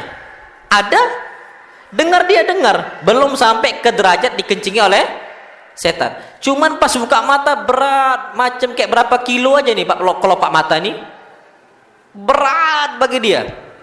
Ini Pak sabda Nabi kita Muhammad SAW dalam hadis yang sahih, yaqidu syaitanu ala qafiyati ahadikum. Syaitan itu mengikat di kepala kalian dengan 3 ikatan. Setiap ikatan apa kata syaitan? Alaika lailun tawilun farkud. Engkau ini malamnya masih panjang, tidurlah lagi. Nah Pak, sering gak kita alarm nyala, pas kita bangun kita ngomong nantilah masih panjang, sering gak gitu? Itu syaitan. Itu syaitan. Tidur lagi, masih panjang, nanti tutup lagi. Itu syaitan. Kenapa? Sabda Nabi tadi, syaitan akan mengatakan alaika lailun tawilun farqud. Syaitan membisiki, masih lama, tidurlah lagi. Ujung-ujungnya pas syuruk nyesal. Hari ini nyesal, besok ulang lagi, bangun syuruk nyesal lagi. Gitu terus. Makanya ketika awal bangun berat mata ini, jangan diikuti masih lama tidur, jangan. Tapi apa kata Nabi kita SAW? Doa.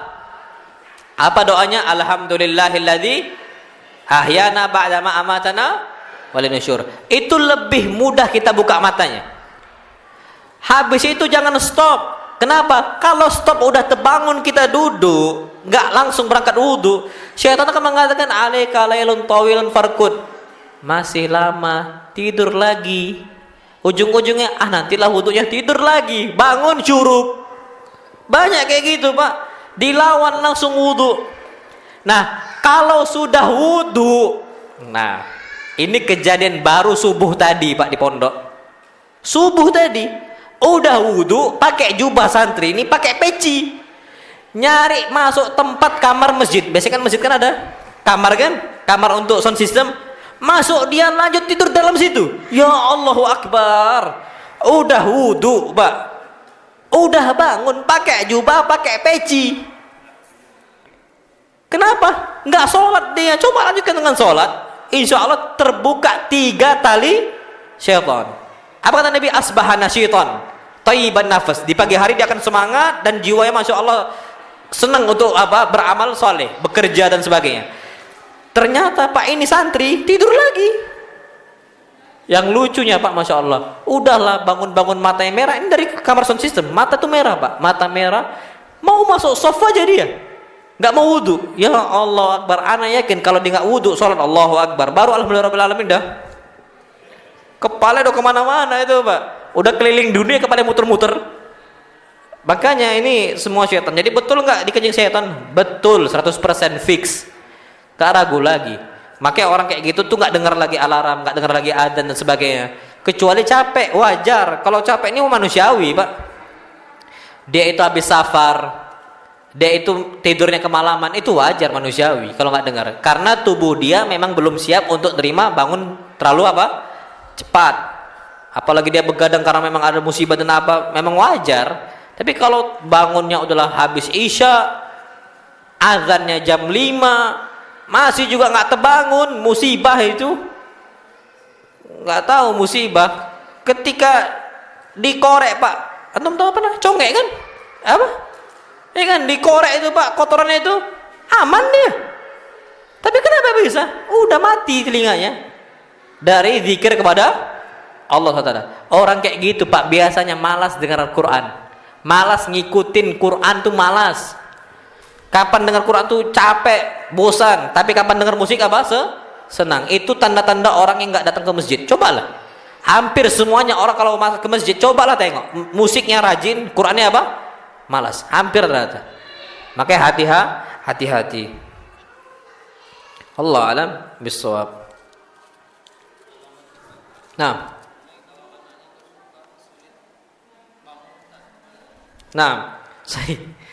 kalau gimana anak kita itu sulit bangun? Nah, tugas orang tua kita mau bangunin. Allah SWT berfirman, wa'mur ahlaka bis-salati wastabir 'alaiha. Perintahkan terus keluarga engkau untuk sholat, termasuk keluarga sini siapa? Anak. Wastabir 'alaiha. Harus sabar. Jangan bosan. Kapan tak bangun, paksakan biar bangun. Ada bahasa Abdullah, udah capek anak ngurusin anak-anak, nggak bisa Pak. Wastabir 'alaiha, sabar. Karena memang berat sabar ini untuk apa? Menyuruh orang lain untuk sholat, paksa, tegakkan dia, marahi dia, nggak apa-apa Pak. Loh, di zaman Nabi jangankan dimarahi, dipukul boleh nggak? Boleh, dengan cara tidak boleh melukai. Ambil gesper Pak, pukul lantai, cetang. Bangun tuh anak-anak Pak. Yakin bangun, takut dia, apalagi kita punya wibawa. Kalau dulu Pak kami di pondok itu ranjangnya ranjang besi. Ustadz yang bangunin Pak pakai apa? Hanger besi. Kan ada ranjang nih Pak, tiang ranjang. Hanger besi, centang. Dicari kepala yang mana? Kepala di sini, centang. Mau nggak mau apa? Bangun. Harus bangun nih anak. Bangun Pak. Sampai sebangkong-bangkongnya manusia bangun. Centang. Kalau nggak dosa ustadznya, kalau nggak bangunin. Makanya kalau anak kita seperti itu gimana? Ya tetap kita bangunin. Sampai Nabi kita SAW mengatakan sebaik-baik laki-laki ketika dia qama minal laili fa shalla. Dia bangun malam kemudian dia salat. Kemudian apa? Dia bangunkan istrinya, kan gitu. Untuk salat apa? Malam. Salat malam hukumnya sunnah atau wajib? Sunnah. Dia percikkan air itu. Apa kata Nabi? Rahimallahu imra'an. Semoga Allah merahmati orang kayak gini. Sebaliknya rahimallahu imra'atan. Semoga Allah merahmati seorang wanita. Qamat minal lail. Dia bangun di malam hari, fa shalat, dan dia salat. Kemudian dia percikkan air ke apa? Ke suaminya. Itu sebaik-baik wanita. Makanya kata para ulama, cara paling bagus bangunin orang pakai air. Tapi bukan diguyur, sang. Bukan. Yarushu, rasya yarushu di percik. Anda dapat video tuh Pak, Masya Allah. Di pondok, bukan pondok gitu, pondok-pondok orang awam lah. Di pondok, bangunin santri pakai satu ember. Wallahi zalim itu. Ada videonya. Itu zalim, zalim ya. Trauma orang kayak gitu Pak, nggak boleh. Cukup pakai air percikan langsung terbangun orang itu, langsung segar. Itu cara untuk bangunkan anak-anak kita kalau kapan susah apa bangun. Kapan susah untuk mereka ini sadar ketika dibangunkan. Nah, wallahu alam bissawab. Nah, fadhil yang silahkan kalau ada.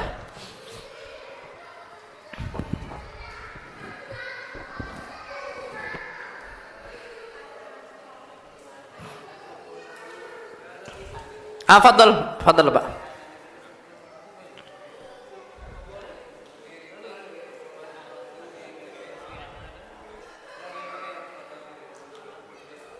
Salat fardu boleh.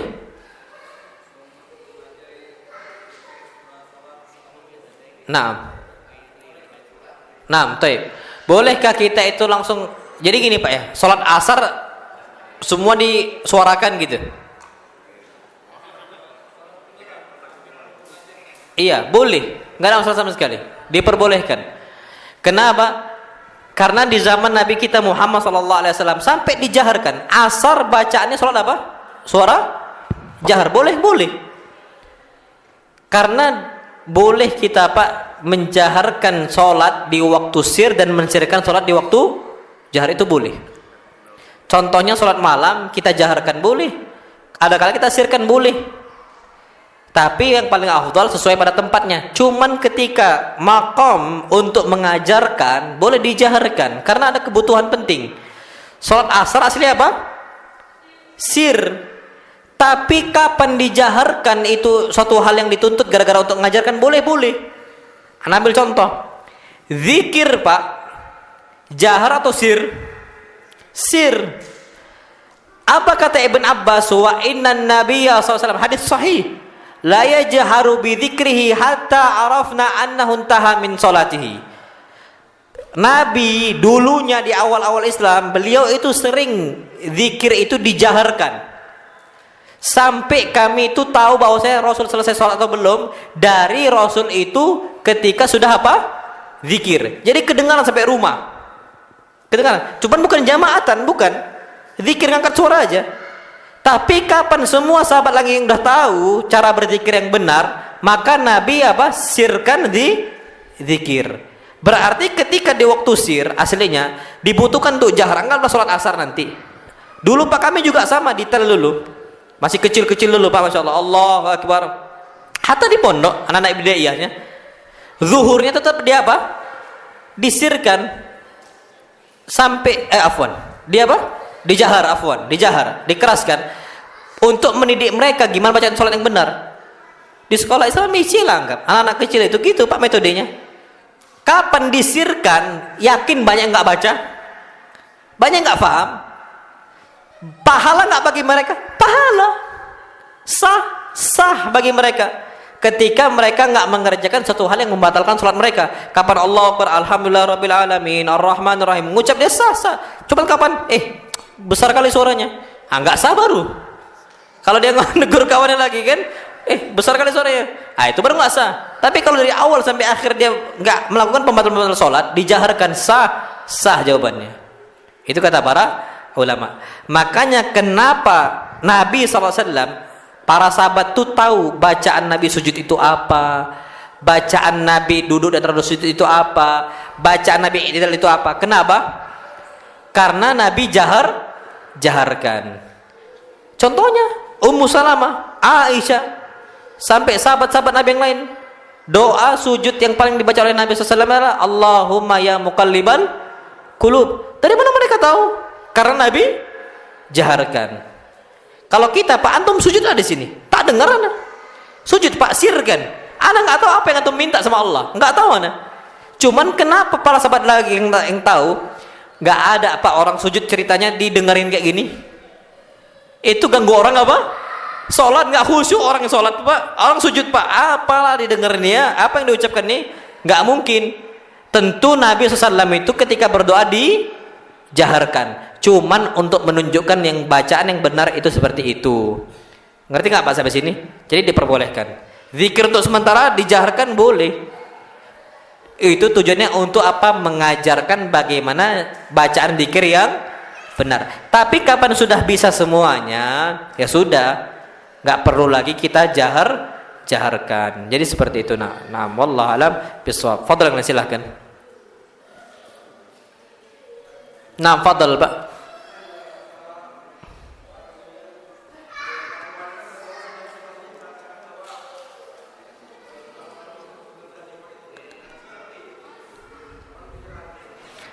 Nah,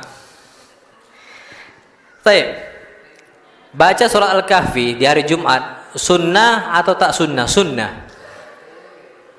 Hadisnya dhaif, ada hadisnya dhaif kalau dinisbatkan kepada Rasul. Jadi gini, semisal fulan hadatsana fulan sampai ke Rasul mengatakan man qara'a suratul kahfi yaumal jum'ah adha'a lahu ma bainal jum'atain.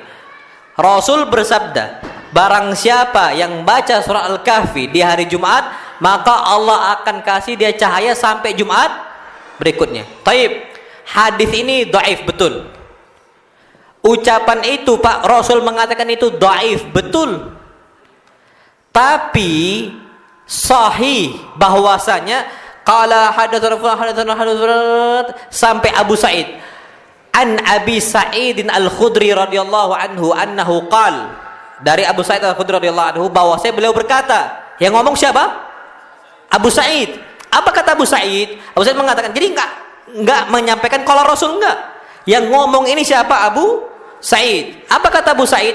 Man qara'a surat al-kahfi yaumal jumu'ati adha'a lahu ma bainal jum'atain. Barang siapa baca surah Al-Kahfi di hari Jumat, maka Allah akan kasih cahaya sampai Jumat berikutnya. Pertanyaannya sekarang, mungkin nggak Abu Sa'id ngomong gitu dari kantong sendiri? Nggak mungkin, mustahil. Kenapa? Karena ini Pak, pahala perkara hal yang gaib. Tentunya pernah didengar oleh siapa? Abu Sa'id. Pahala itu seperti pahala itu kita dikasih oleh Allah cahaya sampai Jumat berikutnya. Ini sahih Pak. Nah, sebagian ulama mengatakan itu sahih, cuman mauquf yang mengucapkan Abu Sa'id. Kalau Abu Sa'id yang mengucapkannya enggak berpengaruh. Berpengaruh lah. Karena ucapannya Abu Sa'id seakan-akan diucapkan oleh siapa? Rasul. Enggak mungkin Pak Rasul buat enggak mungkin Abu Sa'id itu dari kantong dia sendiri. Anak ngomong gini. Barang siapa yang sholat asar di tanggal ini, hari ini dan sebagainya, Allah akan rahmati dia sampai 1 bulan. Boleh nggak ngomong gitu? Nggak boleh, sembarangan. Harus ada apa? Landasan dari syariat. Anak aja nggak boleh, apalagi para sahabat. Anak aja nggak bakal mau Pak ngomong gitu. Anak nggak bakal mau ngomong kayak gitu kalau nggak ada landasan syariat. Ternyata Abu Sa'id ngomong, berarti ada nggak landasannya? Ada. Anda ambil contoh.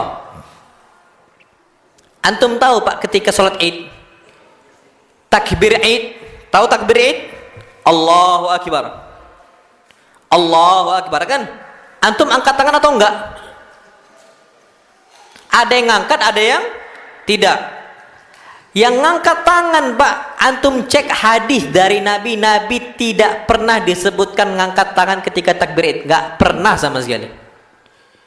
Siapa yang ngangkat? Ibnu Umar.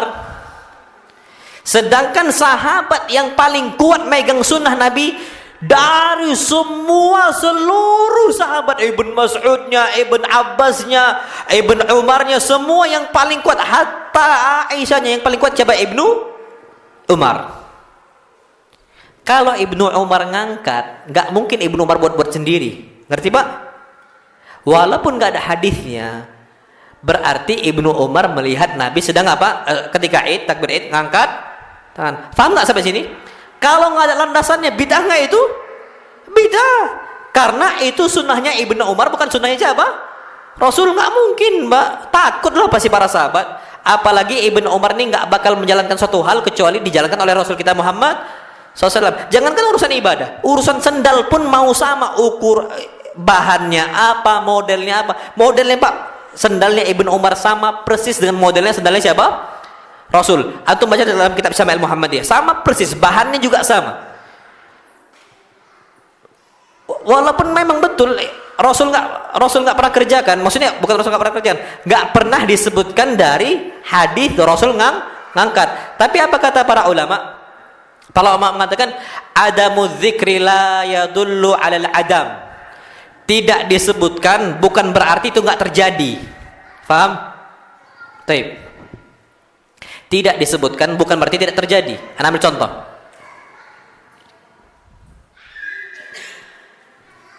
Antum ke pasar pagi tadi jam 7. Nggak ada yang cerita sama antum semuanya.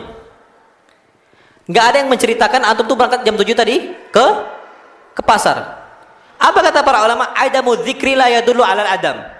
Tidak disebutkan suatu hal bukan berarti hal itu nggak terjadi.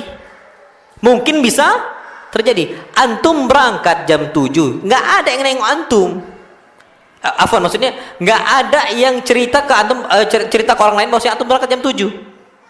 Bukan berarti orang ada yang bercerita tentang hal itu, lantas tidak ada antum berangkat ke pasar. Antum berangkat, walaupun tidak ada satupun yang menyebutkan antum berangkat jam. Faham nggak sampai sini, Pak? Nah, ketika Rasul kita Muhammad SAW itu ngangkat tangan seperti itu, nggak disebutkan dalam kitab-kitab hadis, bukan berarti Rasul nggak ngangkat, bukan. Rasul ngangkat, tapi yang lihat siapa? Ibnu Umar. Sama baca Al-Kahfi tadi. Walaupun Rasul disebutkan nggak pernah mengucapkan itu, tapi siapa yang mengucapkan? Abu Sa'id. Nggak mungkin Abu Sa'id ngambil dari kantong pribadi dia sendiri atau dari otak dia sendiri. Jangankan Abu Sa'id, Nabi saja, apa kata Allah? Walau taqawwala alaina ba'dal aqawil la akhadna minhu bil yamin thumma laqata'na minhu alwatin. Seandainya Muhammad nih buat sebuah ucapan, buat sebuah ucapan dalam Islam yang enggak ada urusan dari kami, walau taqawwala alaina ba'dal aqawil, buat sebuah ucapan, la akhadna minhu bil yamin, kami ambil dia dengan tangan kanan kami, thumma laqata'na minhu alwatin, kami akan penggal kepala dia, leher dia. Itu Nabi kita Muhammad sallallahu alaihi wasallam. Ternyata Abu Sa'id sampai akhir hayatnya hidup, masya Allah, dengan tenang, bukan mati tiba-tiba, bukan apa. Berarti memang itu ada landasan dari siapa? Rasul. Tapi balik-balik lagi, Pak, ini khilaf para ulama. Tapi Pak, ana walaupun banyak ustadz-ustadz yang ngomong dhaif gitu loh ya, ana udah paham itu, Pak, udah banyak.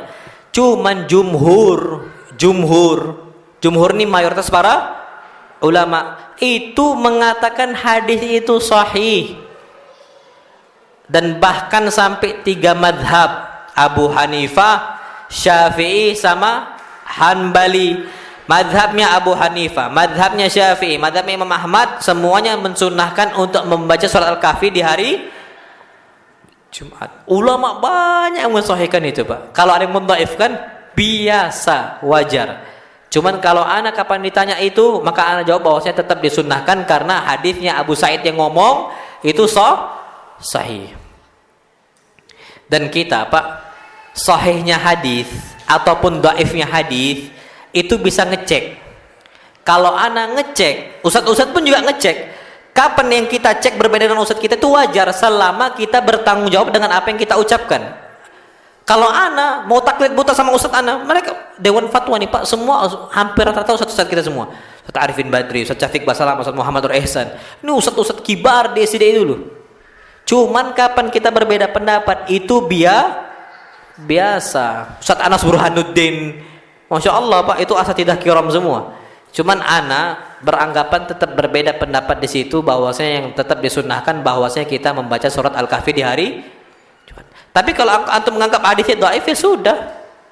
Antum memiliki hujah, kita pun juga memiliki apa? Hujah. Jadi masing-masing ada hujahnya di hadapan Allah Subhanahu wa taala. Nah, wallahu alam. Besok enggak boleh tuh taklid buta. Taklid buta, ngikut ngekor membabi buta itu enggak boleh. Nggak boleh, Pak, nggak boleh, sama sekali nggak boleh. Nah, wallahu alam, bisa jadi seperti itu. Jadi kayak gitu, Pak. Kalau ana tetap sunnahkan, hadisnya sahih.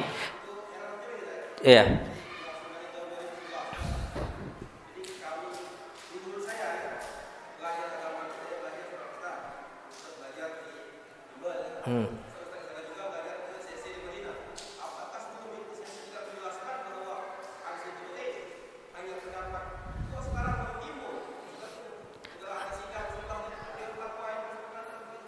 Nah, ya, pendapat itu sudah lama, Pak. Cuman kita yang tak tahu. Ana tahu itu sudah dari awal ketika ana belajar di Pondok Bukhari. Udah lama lau. Ana taunya dari Syekh Muqbil Ibn Hadi Al-Wadi'i. Beliau adalah ulama yang mendhaifkan membaca Al-Qur'an Al-Karim di membaca apa? Surah Al-Kahfi di hari Jumat. Udah lama itu, Pak. Makanya anak ngomong, Pak, di Instagram tuh ada.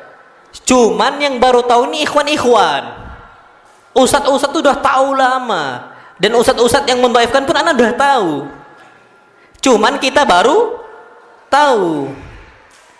Kita baru tahu aja.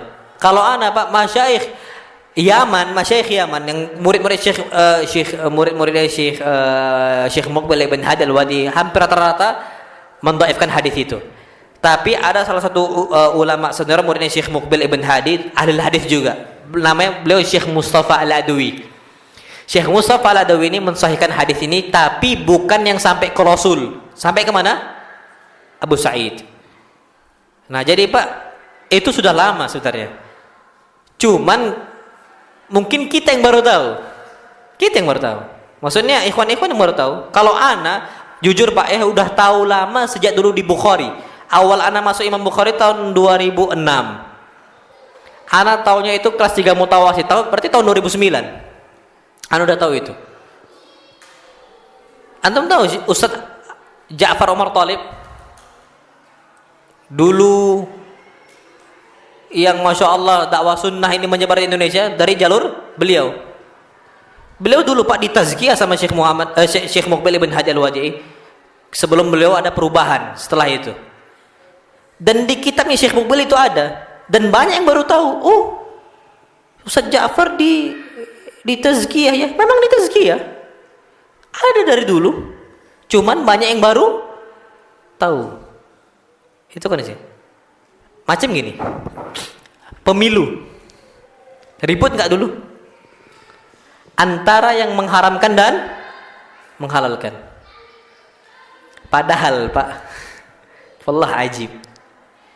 Syekh bin Bas, Syekh Ibn Utsaimin, Syekh Al-Albani rahimahullah, Syekh Ali Hasan Al-Halabi, para ulama yang banyak Pak, Syekh Utsman Al-Khamis, murid-murid Syekh Ibn Utsaimin semua. Ini Syekh bin Bas semua, Syekh para ulama kibar semua. Mereka membolehkan pemilu ketika ada dua madarat yang besar. Pilih madarat yang paling kecil. Selama ini kita taunya mutlak apa? Haram mutlak yang pemilu, maka dia ikut demokrasi, dan demokrasi kekufuran. Padahal Pak, masyayikh kibar, ana itu baru terbuka juga, baru tahu. Kalau ini memang betul-betul baru tahu Pak. Setahu ana haram mutlak. Pas dicek, kita kan ada kemampuan untuk ngecek. Ana boleh nggak percaya, masa iya sih? Ngecek Pak fatwa Syekh Albani, fatwa Syekh bin Bas, fatwa Syekh Ibn Utsaimin. Mereka semua membolehkan pemilu zaman kita sekarang. Semuanya. Yang nggak sampai kejadian pernah di daurahnya Syekh Abdul Malik Ar-Ramadhani yang sekarang datang ke Indonesia Pak, sama Syekh Ibrahim Ar-Ruhaili yang baru datang. Di daurah yang ke-6 atau ke-5 lupa nah. Awal-awal pemilu waktu itu rame-ramenya. Syekh Abdul Malik Ar-Ramadhani ditanya, wahai Syekh, apa hukum pemilu sekarang, kita sekarang? Hukmul intikhabat, pemilu. Apa kata beliau? Irtikabu akhafid dararain. Pilih madarat yang paling kecil, ikut pemilu. Pilih madarat yang kecil. Apa kata beliau? Syekh, man yaqulu bihadzal qaul? Siapa ya ulama mana yang mengucapkan boleh seperti itu? Apa kata beliau? Syekh Al-Albani qala kada. Beliau mengatakan ini. Syekh Ibn Utsaimin beliau mengatakan ini. Syekh bin Bas beliau mengatakan ini. Semua pas ana cek betul, Pak. Betul ada semua. Mereka semua membolehkan betul dengan hujah yang sangat banyak sekali. Oh, wajarlah Dewan Fatwa keluar waktu itu membolehkan ikut apa? Iya kan? Dewan Fatwa itu, Pak. Banyak nyalakan Dewan Fatwa gini. Kita yang tak tahu ilmunya. Karena ketika cek, oh iya betul. Cuman kalau nanti Pak Ana nggak mau ikut, udah. Itu dulu kan ketika komunis, Syiah, liberal kumpul dalam satu tempat, satu kubu. Makanya kita pilih. Kalau sekarang insya Allah enggak lah. Kalau karena nggak ada kebutuhan. Tapi kapan butuh Pak, irtikabu akhafid dararain, ambil madarat yang paling kecil. Ketika dicek memang banyak sekali Pak. Wallah banyak sekali. Kita nyalahkan Dewan Fatwa. Rupanya kita yang tak tahu fatwa ulama. Kita yang asing dengan fatwa apa? Ulama. Oh, baru terbuka pikiran kita. Sama soal Kahfi ini, semua pada ribut. Kenapa baru sekarang tahunya gini, satu hal yang baru. Bukan mereka yang apa? Bukan ini hukum baru. Cuman kita yang baru tahu. Itu saja Pak. Itu saja. Jadi kalau antum mau berangkat ke ulama-ulama yang mendhaifkannya, banyak Pak. Banyak. Di antaranya Syekh Muqbil Ibn Hadi Al-Wadi dengan banyak murid-muridnya. Itu mereka mendhaifkan hadis itu dan hujah mereka kuat. Dan antum tahu kan RII, Radio Islam Indonesia, Ustaz salaf itu hampir rata-rata mendhaifkan hadis itu. Hampir rata-rata mendhaifkan hadis itu. Yang mau di Palembangnya, mau di sininya mendhaifkan hadis itu. Dan itu kalau ana sih isi itu khilaf fikhi. Khilaf urusan fikih itu biasa. Dan itu tidak perlu kita lebarkan. Jadi memang seperti itu. Ada, memang ada. Tapi memang kita yang baru tahu. Bukan satu hal yang baru itu, Pak. Tapi kita yang baru tahu. Ya, itu aja sih. Nah, wallahu alam bisawab. Fadlan, silakan.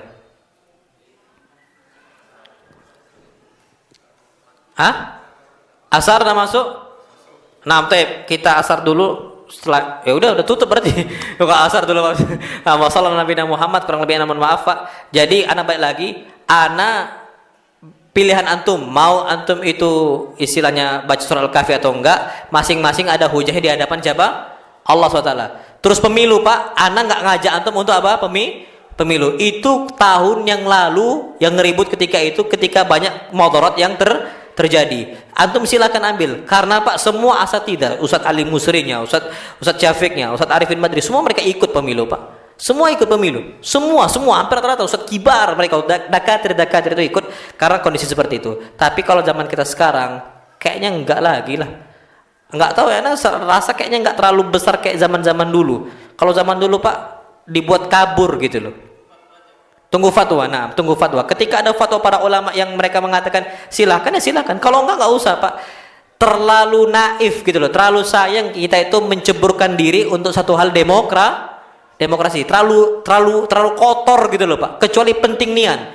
Macam antum di hutan terpaksa makan babi, mau enggak? Ya terpaksa. Ya udah makanlah babi. Cuman kalau enggak terpaksa, terlalu sayang paksakan diri kita untuk makan apa? Babi tadi. Tapi kalau memang terpaksa, Pak, kalau enggak maka bahaya, ya sudah makan saja. Makanya demokrasi itu kotor, partai itu kotor. Zaman kita sekarang loh ya, banyak partai-partai itu yang mengajak kepada tahzub, hizbiyah, kelompok kami dan sebagainya. Lah buktinya tidak ada namanya dalam politik lawan abadi, kawan abadi. Kawan ada masanya, lawan ada masanya. Yang dulu berseru tiba-tiba satu grup ya, yang satu Indonesia udah ribut lah, gabung. Antum udah celah sana celah sini, demokrasi hancur, udah kotor. Makanya dulu kan sampai pilih nomor 1, pilihlah yang ganjil karena Allah suka yang ganjil, sampai agama dimainkan kayak gitulah. Ilaha illallah. Maka itu kotor, Pak. Kalau ana berat kalau untuk ikut. Kalau kecuali memang ulama banyak yang mengatakan ikutlah karena itu kepentingan dia, ya sudah. Apalagi itu penting. Nah, wallahu alam bisawab. Assalamualaikum warahmatullahi wabarakatuh.